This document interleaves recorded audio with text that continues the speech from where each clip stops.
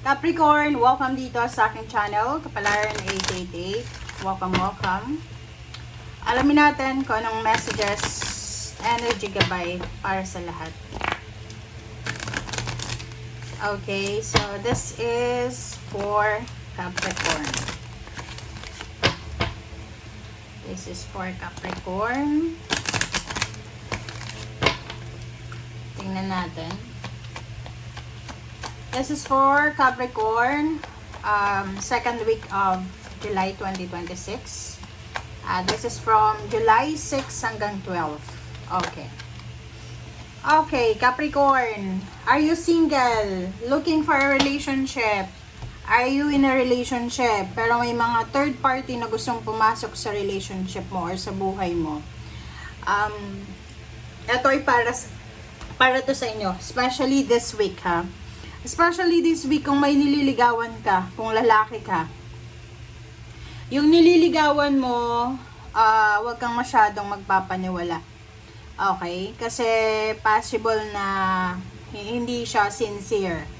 Okay? Or ikaw, kung may naliligaw sa'yo, wag kang maniniwala. Kasi yan ay posibleng manloloko, manggagancho, or pwedeng yan ay paikutin ka lang sa mga palad mo.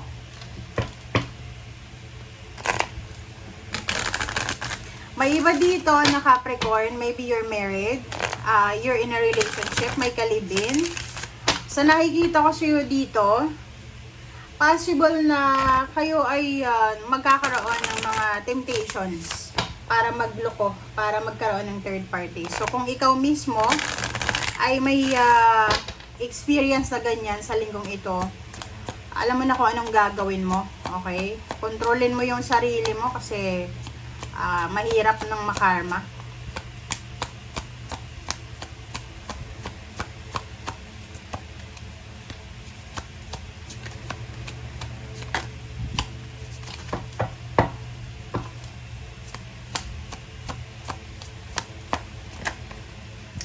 Alright. Okay, so morning affirmation and explore your options. So yun. Sa linggong ito, simula July 6, everyday kang mag-affirm. Maging positibo ka sa mga ina-affirm mo everyday para magbukas yung gates of manifestation para sa'yo. Kasi kung papapasukin mo, Lunes pa lang, galit ka na, Lunes pa lang is negative na yan buong linggo. Okay? Next is explore your options.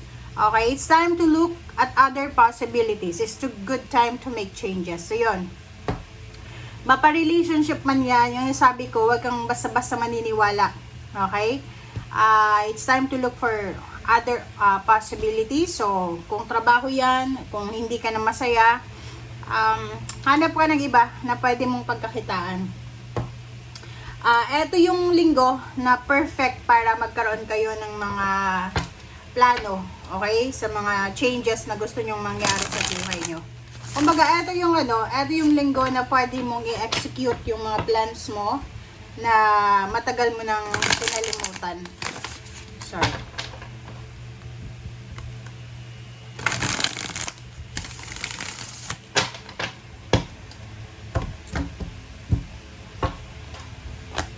Alright, so 3 of Wands. So, yung 3 of Wands natin dito, ano man itong hinihintay mo, opportunities, job offer, ano ba, nasa iyo yan. Kung ano yung hinihintay mo, maghintay ka pa ng konting oras. Yung pinakamatagal dito, 3 weeks, 3 months, 3 years.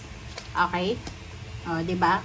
Sabi ng baraha sa'yo dito, matuto kang mag-antay. Kasi, after ng pag-aantay mo, mabilis na lang to. Okay? Kasi, kung ano man yan na hinihintay mo, darating yan sa inyo if talagang para sa inyo. So, sinasabi ng baraha sa'yo dito, yun na nga, mabilis to na love offer. Pwede ngayong linggo talaga, magiging sobrang attractive ka sa lahat, lalaki ka man or babae. So, may mag-offer sa'yo ng love life or parang hindi lang love life, pwedeng katrabaho mo siya or pwedeng boss or mas mataas sa'yo yung posisyon sa trabaho. Pwedeng may pera siya. So, hindi lang love life yung kaya niyang i-offer sa'yo. kaya niya din na bigyan ka ng financial support. Okay? Kaso lang, yun lang, problema dito is, ihanda mo yung sarili mo, lalo kung may asawa ka, may boyfriend, girlfriend, may ka-live-in partner ka. Kasi, ang problema dito is, ihanda mo yung sarili mo. Kasi ikaw yung magiging tampulan ng tukso sa loob ng company. Kasi yung mga ano yun like anong tawag dyan? Mga love life na nade-develop sa loob ng company. Minsan, may bansa na against yan Hindi lahat ng bansa pabor sa ganyan. Ano? Okay? So, ibig sabihin yan, mag-iingat kayo. You need to be careful. Kasi hindi lahat ng bansa pwede yung mga may karelasyon sa loob ng trabaho. Lalo na yung mga empleyado tsaka mag-boss na relationship. Pero kung sa Pilipinas siguro, pwede yun. Okay, so dito, just be careful kasi magiging subject ka ng criticism, ng chismis, or whatever man. Okay. Mabilis to. Yun. So, nakikita ko sa'yo dito because of offer. Kung sino man yan na mag-offer sa'yo, mabilis na magpa-progress yung sarili mo. Pwedeng sobrang yaman yan or marami yung connection. Okay?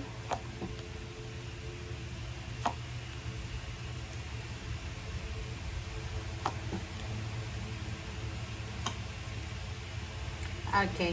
So, nakikita ko sa'yo dito, yun, mag-iingat ka din, Capricorn, sa pera mo. Okay? Kasi pwedeng, if you're planning to launch a business or since nasa Mercury retrograde pa rin tayo, kung ano man ang mga plano nyo tungkol sa kaperahan, gusto nyo mag-invest, magpatayo ng bahay, or whatever man yan, huwag yung itutuloy yan ngayong July.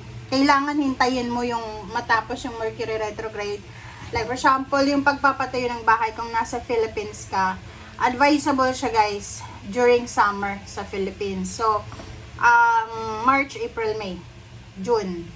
Pero pag July talaga, August, hindi siya advisable kasi pag July, yun na nga, may mga Mercury retrograde, tapos pag August naman, mga eclipses, 'di ba? So, be careful sa paglalabas ng pera, sa paghahanap ng pera, sa pagdedesisyon about your financial. And nakikita ko sa iyo dito, you need to protect yourself. Physical pwedeng yun. So, sa nakikita ko dito, kung may asawa ka, tapos na in love ka sa may asawa din, gulo yung labas nito, ang makukuha nyo. Another is, yun, mag-iingat kayo sa mga illegal na relasyon, illegal na trabaho, kasi, problema talaga dyan, ang makuha nyo. Okay, so next is Five of Swords and then High Priestess. Sinasabi ng bara sa'yo dito na just keep inspiring. Kumbaga, just be inspired all the time. Kasi, sa ngayon, sa nakikita ko, may mga bagay kang gustong gawin, lalo sa love life, lalo sa pera, lalo sa mga movement, na kailangan mong ihang or i-pause muna. Kasi, yun nga sabi ko, Mercury retrograde. And at the same time, July, August is not the perfect months para sa inyo. Okay? Na gumawa ng desisyon. Thank you guys. Bye!